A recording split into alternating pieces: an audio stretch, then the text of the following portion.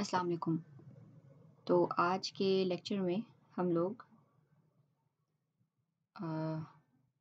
Euler formulas को drive करेंगे और ये देखेंगे कि ऑर्थोगोनैलिटी से हमारा क्या मुराद है, और ये भी प्रूव करेंगे कि जो हमारे सारे फंक्शंस हैं फोरियर सीरीज़ में, यानी कि वन वन और sorry, तो हमारे फंक्शन यानी one plus cos of x plus sign of x plus cos 2 of x plus sign 2 of x plus so on, ये सारे फंक्शन जो हैं हमारे फोरियर सीरीज़ में हैं, ये आपस में एक दूसरे के ऊपर ऑर्थोगोनल हैं।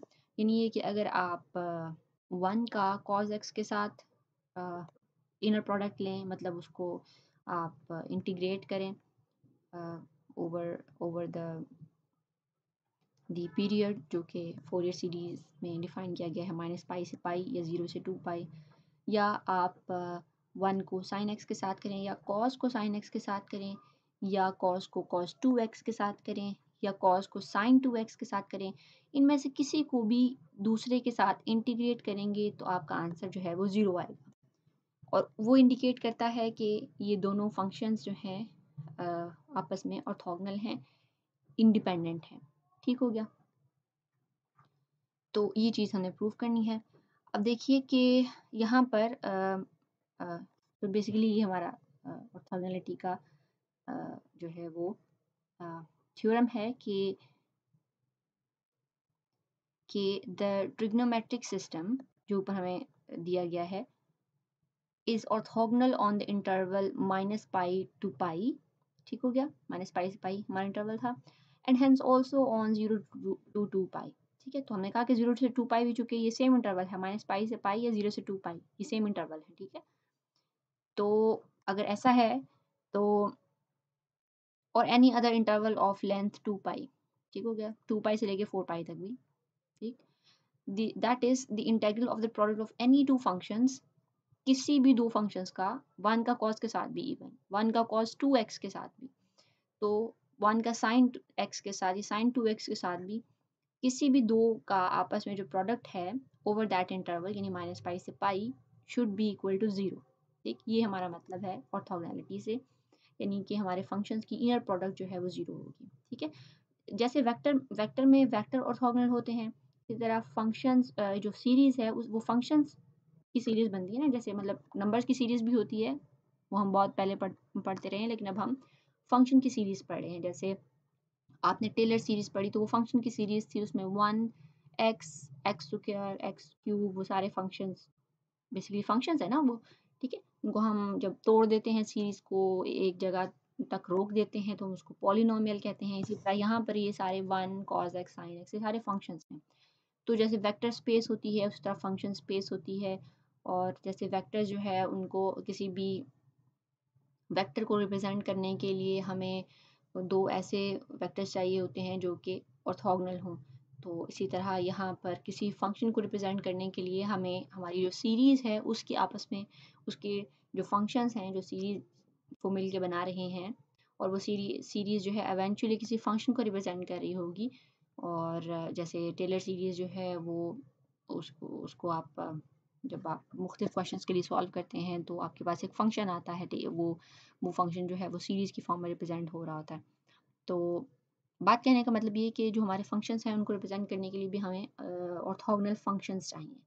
ठीक, इसी तरह जैसे हमें एक वेक्टर को किसी वेक्टर स्पेस में ये हमारी रिक्वायरमेंट है कि ऐसा कोऑर्डिनेट सिस्टम हो कि जिसके वेक्टर्स जो हैं वो आपस में ऑर्थोगोनल हो, तभी हम जो है वो किसी एक वेक्टर को उन दूसरे वेक्टर्स की टर्म में रिप्रेजेंट कर सकते हैं। जैसे कि हमारा ये जो यूक्लिडियन स्पेस है हमारा रेक्टेंगुलर सिस्टम है। ठीक हो गया? यूक्लिडियन स्पेस में हमारा रेक्टेंगुलर सिस्टम है, यानी कि एक्स वाई और जी ये तीनों आपस में ऑर्थोगोनल हैं। बहरहाल ये बात तो काफ़ी दूर चली गई।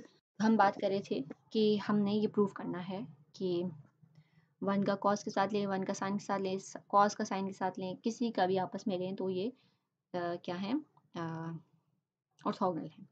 अच्छा आप देखो, लेकिन कॉस का मैं अगर कॉस के साथ लूँगी ना, कॉस 1x का कॉस 1x के साथ लूँगी, तो वो उसका जवाब जो है वो 0 नहीं आएगा। ऐसे ही है जैसे वेक्टर्स में आप एक वेक्टर का दूसरे वेक्टर के साथ लें, तो अगर वो आपस में ऑर्थोगोनल हैं तो आंसर 0 आएगा, और अगर आप एक वेक्टर का उसी वेक्टर के साथ लें तो उस वेक्टर का स्क्वायर हो जाता है ना? अगर आप डॉट प्रोडक्ट लें, इनर प्रोडक्ट जो है वो डॉट प्रोडक्ट होती है। सो अगर आप 2 वेक्टर्स का आपस में प्रोडक्ट लें तो ये ए स्क्वायर हो जाएगा, राइट? और अगर ये दोनों जो है वो आपस में अगर ये सॉरी, अगर ये कोई और वेक्टर हो और ये आपस में परपेंडिकुलर हो तो आंसर 0 आएगा। अदरवाइज़ अगर एक वेक्टर का खुद के साथ प्रोडक्ट लेते हैं तो आंसर ए स्क्वायर हो जाएगा वेक्टर्स के केस में, और इसके केस में भी आंसर जो है वो 0 नहीं होगा, कुछ और होगा। वो हम देखेंगे भी होगा।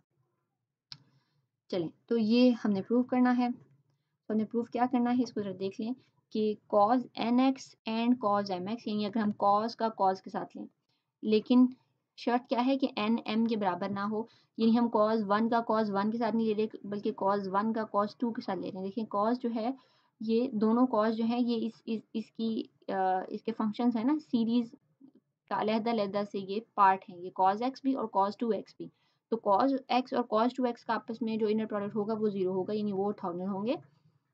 यानी cos nx और cos mx से n कोई भी नंबर है लेकिन वो m के बराबर नहीं है। यहाँ cos 2x और cos 3x भी आ सकता है, cos 1x और cos 2x भी आ सकता है। यानी m और n जो है वो आपस में बराबर नहीं है। इसी तरह sin का भी, sin nx और sin mx का प्रोडक्ट भी 0 होगा, जबकि n और m बराबर नहीं है। अगेन अगर n और m बराबर होंगे तो sin का स्क्वायर हो जाएगा, यहाँ cos का स्क्वायर हो जाएगा और आंसर में 0 नहीं आएगा, बल्कि आंसर कोई नंबर होगा। आप देखेंगे क्या नंबर है। इसी तरह sin nx और cos mx, तो sin का cos के साथ भी तो लेना हमने, इनका भी आपस में जो प्रोडक्ट है वो 0 होगा। अब इसमें ज़रूरी नहीं कि n m के बराबर ना हो, बल्कि दोनों केसेस में n m के बराबर है या नहीं है, दोनों केसेस में ये 0 होगा।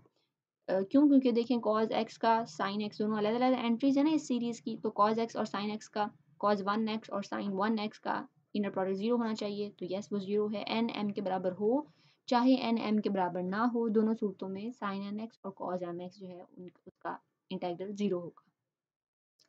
तो इसको हमने प्रूव करना है, तो इसको प्रूव करने के लिए आपने करना ये है कि सिंपली जो सबसे पहले वाला ले रहे हैं हम cos nx and cos mx, तो आपने ये प्रोडक्ट है हमारे पास फंक्शंस की, आपने इसको ट्रिग्नोमेट्रिक रूल्स के मुताबिक आपने प्रोडक्ट से सम वाले फार्मूला में चेंज कर लेना है। तो cos nx और cos mx का उसको आप सम में चेंज करेंगे तो आ जाएगा cos 1/2 cos n plus m, और प्लस क्योंकि यहाँ दोनों cos हैं तो यहाँ प्लस आएगा, तो cos n माइनस m।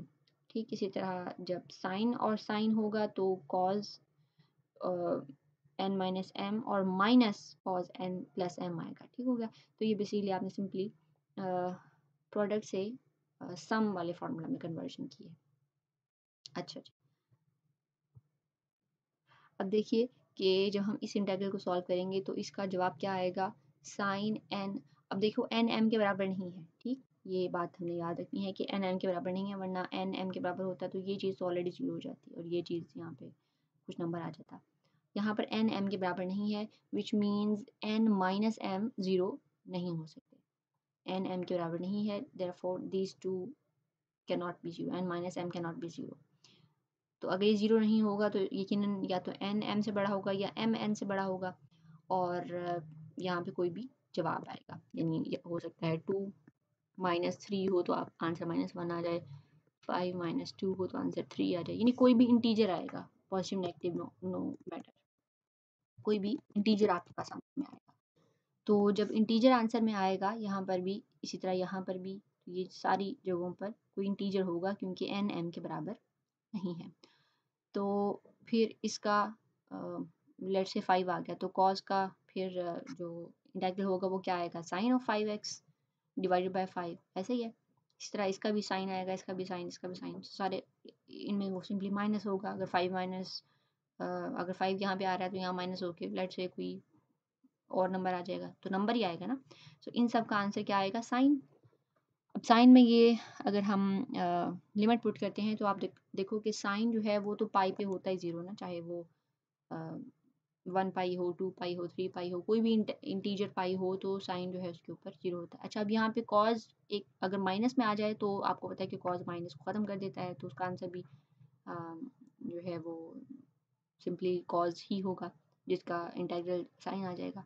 तो साइन जो है वो पाई, माइनस पाई, इन सब पर 0 है। 5 पाई हो, -3 पाई हो, सब पे साइन 0 होता है। देयरफॉर ये इंटीग्रल और ये चारों के चारों इंटीग्रल जो है वो 0 हो जाएंगे। तो ये भी 0 हो जाएगा और ये भी 0 हो जाएगा। तो ये तो हमने ऐसे प्रूव कर लिया। आपने इसको थोड़ा सा लिख के कर देना है। आपने जो है वो इंटीग्रेशन परफॉर्म करके तो लिख देना है कि m और n की किसी भी वैल्यू के लिए, क्योंकि इंटीजर हैं, किसी भी वैल्यू के लिए साइन जो है वो जो इंटीग्रल हमारा आया है वो 0 होगा। अच्छा, अब ये थर्ड को देख लेते हैं, साइन nx और कॉज mx को। तो इसके केस में क्या होगा कि अभी हमारे पास दोनों चॉइसेस हो सकती हैं कि n m के बराबर भी हो सकता है और n m के बराबर नहीं भी हो सकता। ठीक हो गया। तो अब क्या है कि साइन nx और कॉज mx है हमारे पास, इसके ऊपर भी हम प्रोडक्ट टू सम वाला फॉर्मूला लगाते हैं, तो ये हमारे पास आ जाएगा sine of n plus mx और साइन n माइनस mx। अच्छा, तो अब यहाँ पे देखिए कि आपके पास इसका जवाब क्या आएगा। साइन सपोज करते हैं पहले कि n बराबर है m के, तो उसके लिए क्या होगा, आंसर आएगा कॉज ऑफ, लेट्स से चूँकि दोनों m ही हैं तो हम कह देते हैं यहाँ पे भी m है, तो साइन 2mx। तो साइन 2mx में आप x की वैल्यू जब लिमिट पुट करेंगे तो साइन 2m पाई और साइन सॉरी कॉस 2m पाई और कॉस -2m पाई होगा। यानी आंसर में ये आएगा ना कि कॉस ऑफ, लेट्स से हम कोई नंबर ले लेते हैं 5 आ गया, तो 5 पाई आएगा और इसका minus cos of, limit put की आपने, पहले ऊपर लिमिट पुट की फिर नीचे वाली लिमिट पुट की, कॉस ऑफ -5x सॉरी पाई, तो कॉस माइनस को ख़त्म कर देता है, तो कॉस ऑफ 5 पाई और माइनस कॉस ऑफ 5 पाई, तो ये इससे कैंसिल हो जाएगा, तो आंसर 0 आ गया। तो अभी हम बात करें जब n m के बराबर होगा, जब n m के बराबर होगा तो ये क्या हो जाएगा 0, तो साइन 0 क्या होता है 0, तो ये जो पहले 0 हो गया, तो n m के बराबर है तो ये सारी इसका आंसर 0 हो रहा है। जब n m के बराबर नहीं है तो क्या होगा, यहाँ पे एक नंबर आएगा, यहाँ पर भी एक नंबर आएगा, अब दोनों में एक नंबर आ गया, और ये आप याद रखें कि कॉज के अंदर अगर माइनस है तो उसको ख़त्म कर देगा, बाकी आप इसमें लिमिट पुट करके देखें, इसका आंसर 0 हो जाएगा। तो ये हो गया हमारे पास प्रूव के ये तीनों जो हैं ये आपस में, ये फंक्शंस जो हैं वो ऑर्थोगोनल हैं। तीनों आपस में ऑर्थोगोनल नहीं है, बल्कि ये कॉज इस कॉज के साथ, ये साइन इस साइन के साथ, ये साइन इस कॉज के साथ, चाहे n m के बराबर हो या ना हो, दोनों सूरतों में ये 0 है। तो अब हम देख लेते हैं कि फोरियर सीरीज़ जो है उसको अगर आप किसी फंक्शन को फोरियर सीरीज़ में एक्सपेंड कर सकते हैं या करने के लिए हमें हमारे पास कुछ कंडीशंस होनी चाहिए जो ज़रूरी हैं, तो वो हम कंडीशंस जो हैं उनको देखते हैं कि वो क्या हैं।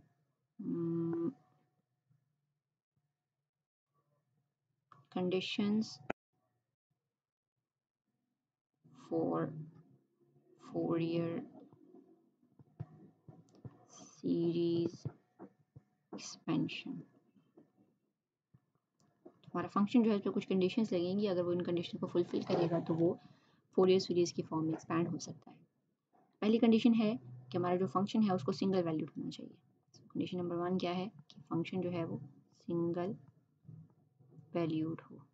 इसका क्या मतलब है, इसका मतलब ये है कि फंक्शन की वैल्यू जो है वो हर पॉइंट पे एक पर्टिकुलर वैल्यू हो, या मतलब कोई भी वैल्यू हो सकती है बट डबल वैल्यू नहीं हो सकती। सिंगल वैल्यूड का मतलब ये है कि फंक्शन जो है वो जो एक सिंपल फंक्शन की, आपने फंक्शन की डेफिनेशन पढ़ी हुई ना, फंक्शन जो है वो तभी फंक्शन कहलाता है जब वो सिंगल वैल्यूड हो। अगर ये फंक्शन जो है लेट्स से अगर ये कोई भी फंक्शन है उल्टा सीधा और ये यहाँ पे कि इस तरह हो रहा है, तो अगर मैं इसके ऊपर ये इस तरह वो जो वर्टिकल लाइन वाला टेस्ट परफॉर्म करती हूँ, यानी मैं हर पॉइंट पे वर्टिकल लाइंस ड्रॉ करती हूँ, इसको हम डिफरेंट कलर से कर लेते हैं। अगर हम हर पॉइंट के ऊपर एक वर्टिकल लाइन ड्रॉ करते हैं तो आप देखो कि फंक्शन की वैल्यू हर पॉइंट पे लेट्स से ये x है और इधर को हमारा f ऑफ x था, तो at this x f of x should have one value. आप देखो कि अगर वर्टिकल लाइन टेस्ट परफॉर्म करते हैं आप, तो इस पॉइंट के ऊपर हमारा फंक्शन जो है इसकी दो वैल्यू हो जाती है ना, एक तो ये वाली वैल्यू हो गई, वेयर इज माय पेंसिल, तो एक तो ये वाली वैल्यू हो गई और एक ये वाली वैल्यू हो गई, 2 वैल्यूज आ गई ना फंक्शन की। यानी इस पॉइंट के ऊपर, इस पॉइंट के ऊपर, इस पर्टिकुलर पॉइंट के ऊपर फंक्शन जो है वो 2 वैल्यूज रखता है। तो which is not which doesn't define a function actually. ठीक है, फंक्शन जो है उसको सिंगल वैल्यूड होना चाहिए। तो ये एक जिसको कह लीजिए कि फंक्शन की ही कैरेक्टरिस्टिक होती है, जो कि हमें यहाँ पर भी कंडीशन के तौर पे चाहिए कि फंक्शन जो है उसको सिंगल वैल्यूड होना चाहिए। यानी फंक्शन जो है वो किसी भी तरह का नज़र आए बट उसको खुद के ऊपर रिपीट नहीं होना। ठीक, हर पॉइंट के ऊपर जहाँ पे भी आप देखें फंक्शन की एक सिंगल वैल्यू हो, उसकी 2 वैल्यूज नहीं हो सकती। ठीक है, 2 वैल्यूज नहीं हो सकती, तब वो फंक्शन ही नहीं पाएगा। ओके, काफ़ी चलिए तो दूसरी कंडीशन देख लेते हैं क्या है। कंडीशन नंबर 2 है हमारा फंक्शन जो है उसको पीरियोडिक होना चाहिए। अच्छा, ये इतनी नेसेसरी कंडीशन नहीं है। हम देखेंगे कि हमारा जो फंक्शन नहीं भी पीरियोडिक ना, उसको भी हम उसकी फोरियर सीरीज एक्सपेंशन कर सकते हैं बाय मेकिंग इट पीरियोडिक। यानी अगर फंक्शन पीरियोडिक नहीं है ना तो हम उसको खुद से पीरियोडिक बना सकते हैं, उसको फोर्स करेंगे कि वो पीरियोडिक बने। तो ये बनाने का तरीका भी हम आगे देखेंगे कि क्या है। सेकंड कंडीशन ये है कि फंक्शन शुड बी पीरियोडिक। इसका मतलब ये है कि बेसिकली आपने उस फंक्शन को चूंकि माइनस पाई से पाई की लिमिट के अंदर एक्सपैंड करना है या 0 से लेके 2 पाई, तो फंक्शन जो है उसको it should show some periodicity ना। So function should be periodic and if it won't be periodic, हमें कोई 0 से 2 पाई लिमिट दी हुई है, 0 से पाई लिमिट दी हुई है, अगर वो पीरियोडिक नहीं है तो हम उसकी एक्सटेंशन खुद से कंसिडर कर लेंगे कि भाई ये फंक्शन पीरियोडिक होगा तो ये इस तरह का नजर आएगा। तो थर्ड कंडीशन क्या है?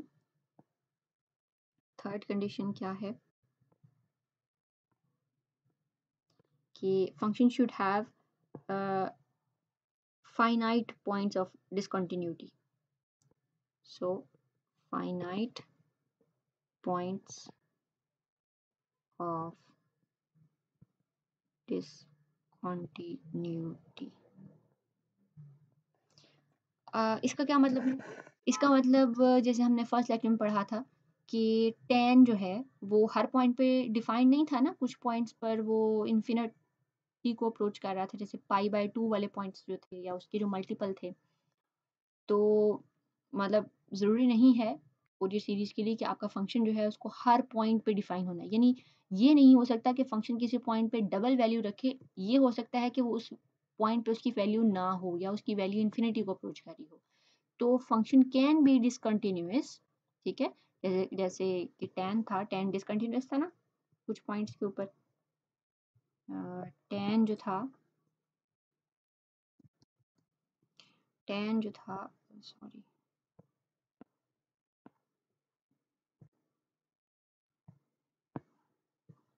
tan की वैल्यू जो थी वो कुछ इस तरह करके थी। तो आप देखो कि कुछ जगहों पर फंक्शन जो है उसकी वैल्यू एग्जिस्ट नहीं कर रही है, इन्फिनिटी है। तो वो कह रहा है कि फाइनाइट पॉइंट्स होने चाहिए, डिसकंटिन्यूअस के इन्फिनिटली डिसकंटिन्यूअस ना हो, इन्फिनिट पॉइंट्स ना हो। फाइनाइट डिसकंटिन्यूटीज अगर हैं हमारे फंक्शन में तो yes we can expand that function in Fourier series too. ठीक हो गया। तो ये कुछ कंडीशंस है कि अगर हमारा फंक्शन को फुलफिल करे तो वो उसकी फोरियर एक्सपेंशन हो सकती है।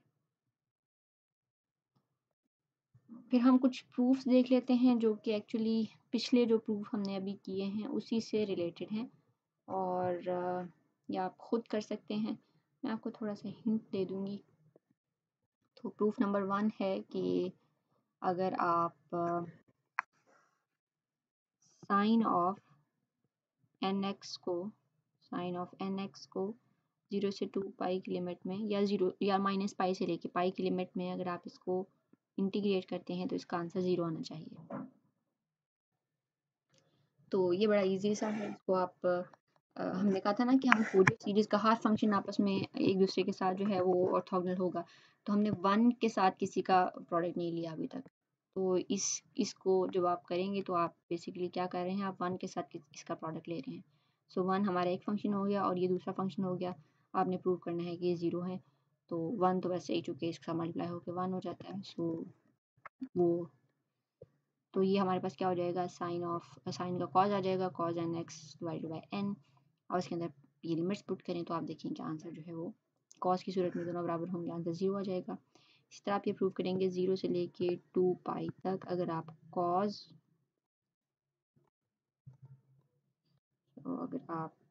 cos ऑफ nx लेते हैं तो वो भी 0 होता है। फिर अगर आप 0 से लेके 2 पाई तक cos का स्क्वायर लेते हैं तो ये cos का स्क्वायर का मतलब है कि आप फंक्शन का खुद के साथ डॉट प्रोडक्ट ले रहे हैं, तो ये याद देखें कि इसका आंसर पाई आना चाहिए। और इसी तरह 0 से लेके 2 पाई तक अगर आप साइन स्क्वायर एन एक्स को देखें तो वो भी आंसर आना चाहिए पाई। और ये तो आपको पता ही है कि अगर sine of n x sine of m x हो या आपके पास कॉज ऑफ एन एक्स या कॉज ऑफ एम एक्स हो डी एक्स, तो इनकी अलग अलग से इंटीग्रेशन करें 0 से लेके 2 पाई 0 से लेके 2 पाई तक, तो इनका जवाब जो है वो 0 होता है जब n बराबर नहीं है m के। तो ये हम ऊपर वाली चीज़ को जो है वो थोड़ा कर रहे हैं, कॉम्पैक्ट करके लिख रहे हैं कि और n बराबर हो m के, तो n बराबर हो m के तो ये स्क्वायर्स हो जाएंगे और पाई आंसर आएगा। और अगर n m के बराबर नहीं है तो अभी हमने प्रूव किया कि आंसर क्या होगा, 0 होगा।